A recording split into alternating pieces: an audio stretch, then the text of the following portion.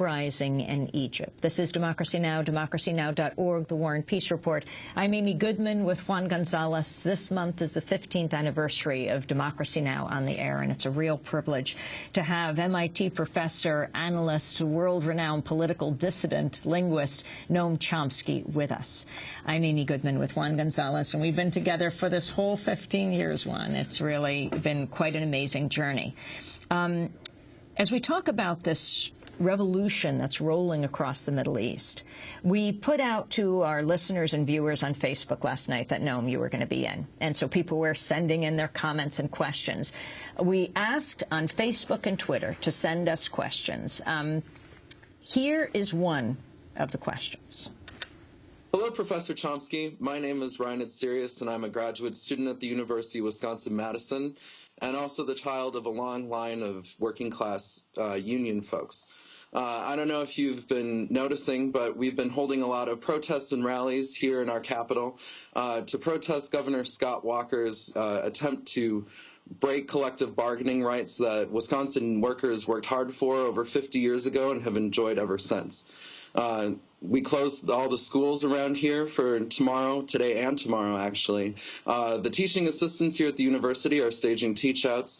The undergraduates are walking out of class to show solidarity.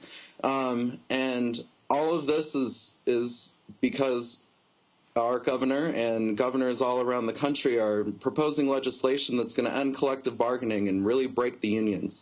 I've also been noticing that there's not a whole lot of national representation of our struggle and our movement, and it's really been troubling me. So my question to you is, how exactly is it that we can get the attention of our national Democratic and progressive leaders to speak out against these measures and to help end union busting here in the United States? That was a question from Riot at Sirius in Madison, Wisconsin, where more than 10,000, some say tens of thousands of people, teachers, students, are protesting in the Capitol building.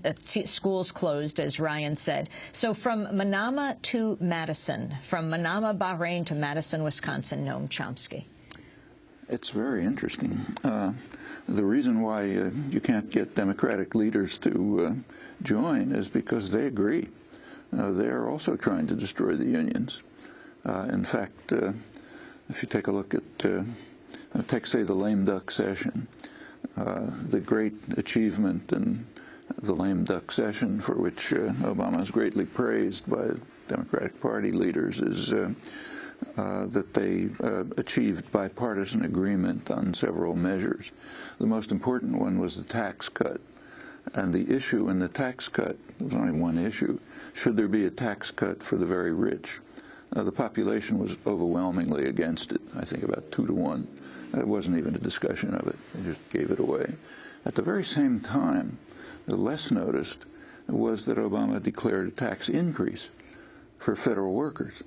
Now, it wasn't called a tax increase. It's called a freeze. But if you think for 30 seconds, a freeze on pay for federal workers is fiscally identical to a tax increase for federal workers. And when you extend it for 5 years, as he said later, that means a decrease because of population growth and inflation and so on. So he basically declared an increase in taxes for federal workers at the same time that there's a tax decrease for the very rich. And there's been a wave of propaganda over the last couple of months, which is pretty impressive to watch, trying to deflect attention away from those who actually created the economic crisis, like Goldman Sachs, Citigroup, J.P. Morgan Chase, their associates in the government, Federal Reserve, and others who let all this go on and helped it. To switch attention away from them to the people really responsible for the crisis: teachers, police, firefighters, sanitation workers, their huge pensions, their incredible health care benefits, Cadillac health care benefits, and their unions, who are the real villains, the ones who are robbing the taxpayer by making sure that policemen may not starve when they retire. And this is pretty amazing. Like right in the middle of the Madison affair, which is critical, the CEO of Goldman Sachs, Lloyd Blankfein, got a $12.5 million bonus, and his base pay was more than tripled. Well, that means the rules of corporate governments have been modified in the last 30 years by the U.S. government to allow the chief executive officer to pretty much set their own salaries. There's various ways in which this has been done, but it's government policy. And one of the effects of it is people talk about inequality, but what's a little less recognized is that although there is extreme inequality, it's mostly because of the top tiny fraction of the population. So like a fraction of 1% of the population, their wealth has just shot through the stratosphere. You go down to the next 10% are doing pretty well, but it's not off the spectrum. And this is by design.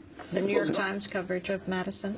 Well, that was very interesting. In fact, I'd urge people to take a look at the February 12th issue of the New York Times.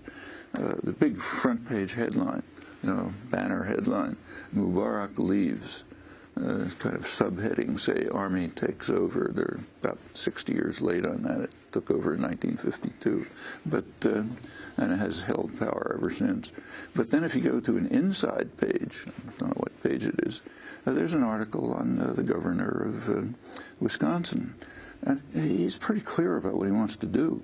I mean, certainly he is aware of and senses this attack on public workers, on unions, and so on, and he wants to be up front. So he announced a sharp attack on public service workers and unions. As the questioner said, ban collective bargaining, take away their pensions, and he also said that he'd call out the National Guard if there was any disruption about this. Well, that's happening in Wisconsin. In Egypt, public protests have driven out the president. There's a lot of problems about what will happen next, but an overwhelming reaction there. And it was heartening to see that there are tens of thousands of people protesting in Madison day after day, in fact. I mean, that's the beginning, maybe, of what we really need here, a democracy uprising. A democracy has almost been eviscerated. Take a look at the front page headlines today, this morning, Financial Times at least. They predict that big headline, that big story, that the next election, it's going to break all campaign spending records, and they predict $2 billion of campaign spending. Well, a couple of weeks ago, the Obama administration selected somebody to be in charge of what they call jobs. Jobs is a funny word in the English language. It's the way of pronouncing an unpronounceable word. I'll spell it. Profits. You're not allowed to say that word. So the way you pronounce that is jobs. The person he selected to be in charge of creating jobs is Jerry Immelt, the CEO of General Electric, which has more than half the workforce overseas. And I'm sure he's deeply interested in jobs in the United States. But what he has is deep pockets, and also not just him, but connections to the tiny sector of the ultra-rich corporate elite, which is going to provide that, $1 billion or $1.5 billion for the campaign. Well, that's what's going on. I'd like to ask you about this whole issue of the assault on unions. Clearly, it has arisen in the last few months and in a coordinated way. Here in New York State, all the major business people have gotten together, raised $10 million to begin an ad campaign, and they're being supported by both the Democratic new governor, Andrew Cuomo, and as well as the Republican independent mayor, Bloomberg. Bloomberg. But they seem to be going after the public sector unions after having essentially destroyed most of the private sector union movement in the United States. They realize that the public sector unions are still the only vibrant section of the American labor movement. So now they're really going after them in particular. Yet you've got these labor leaders who helped get Obama elected and who helped get Andy Cuomo elected, and they're not yet making the stand in a strong enough way to mobilize people against these policies. Yeah, you're absolutely right. There has been a huge attack against private sector unions. Actually, that's been going on since the Second World War. After the Second World War, the business was terrified about the radicalization of the country during the Depression and then the war. And it started right off with Taft-Hartley. It was 1947, huge propaganda campaigns to demonize unions.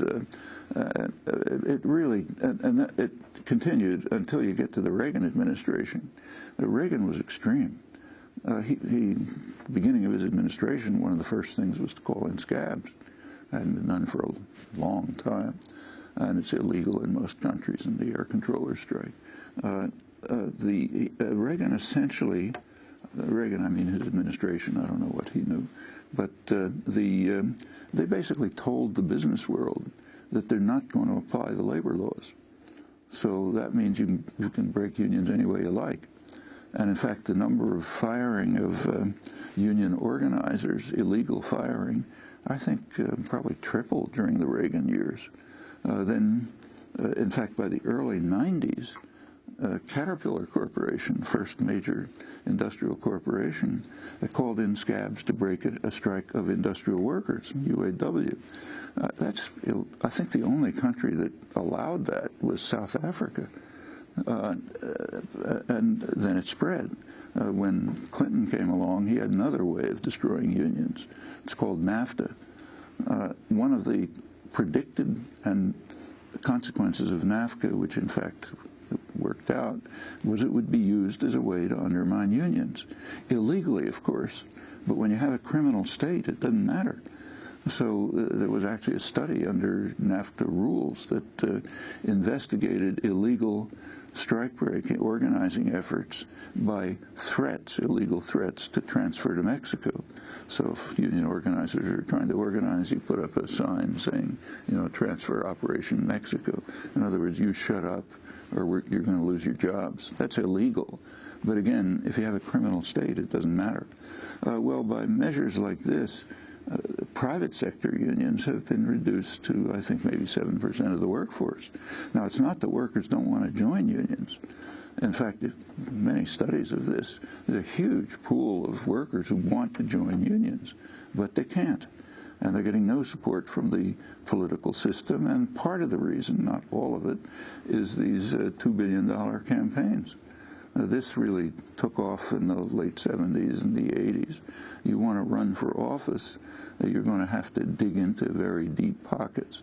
And as the income distribution gets more and more skewed, that means you're going to have to go after Jerry Immelt and Lloyd Blankfein and so on and so forth if you want to even be in office. You take a look at the 2008 campaign spending. Obama way outspent McCain.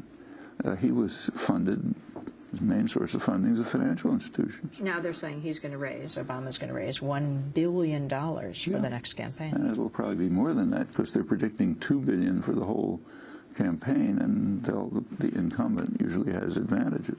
Noam, we have to break. We're going to come right back.